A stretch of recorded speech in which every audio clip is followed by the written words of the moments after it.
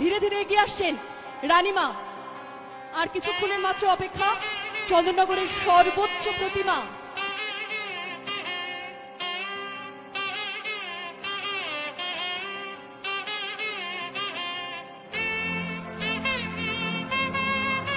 মাথার পুজো বলে যে পুজো বিখ্যাত, সেই রানীমা। কাউন্টডাউন শুরু। চন্দননগরের সর্বোচ্চ প্রতিমা রানীমা। দেখুন মাথা উঁচু করে রানীমা আসছেন, সবাই মিলে মাথা উঁচু করে দেখো। দেখুন মাথা উঁচু করে রানীমাকে, রানীমা এগিয়ে আসছেন রানীর মতো সাজে সজ্জিত হয়ে।